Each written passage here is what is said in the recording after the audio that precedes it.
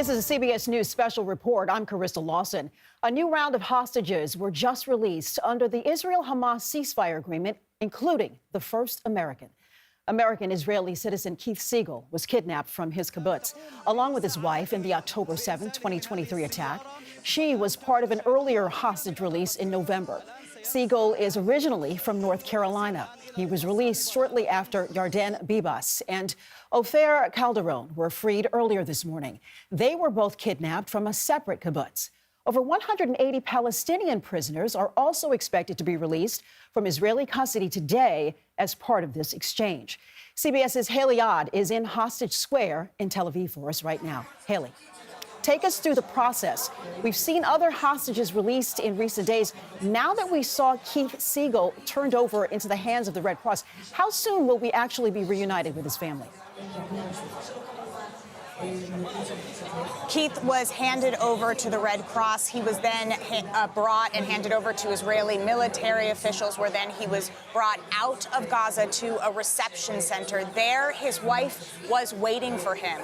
So far, we have heard that he hasn't moved on from that reception center yet. The other two hostages have. What normally happens in these exchanges is there's a brief stop at these reception centers just to do a health check to make sure that the hostage is not in any immediate danger, and then they are brought either by helicopter or car to another hospital inside Israel, where they're reunited with more of their family and friends.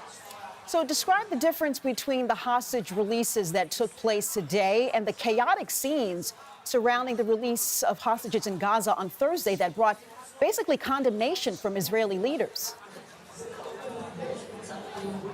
Today's exchange releases were remarkably different from what we saw on Thursday. You'll recall that absolutely chaotic scene when two hostages we were expecting at one location were due to be released. There were enormous crowds. We couldn't even make out one of the hostages from the video that we were watching as he was handed over to the Red Cross.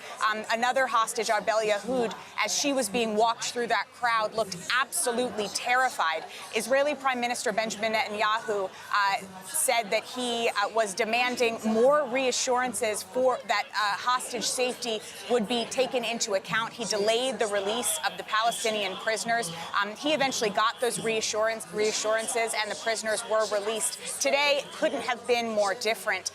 There were much smaller crowds. Everything appeared much more organized. There were really clear ways in and out for the Red Cross vehicles to take the hostages to hand over to Israeli military.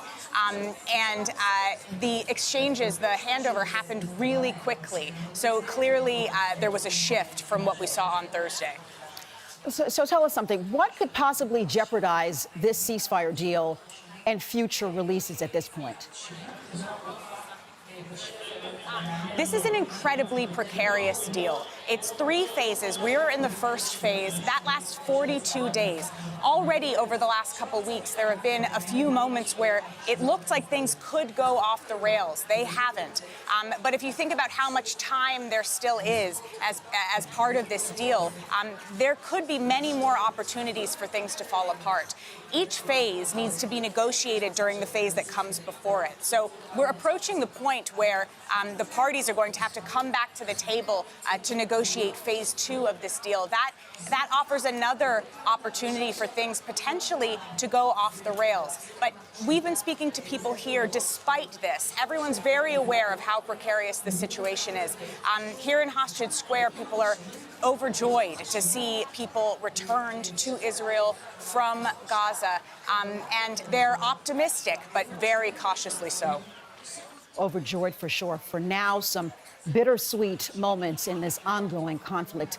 Haley Yarden in Hostage Square in Tel Aviv, thank you so much. Our coverage will continue on CBS News 24/7, your local news, and CBS Saturday Morning. This has been a CBS News special report. I'm Carissa Lawson.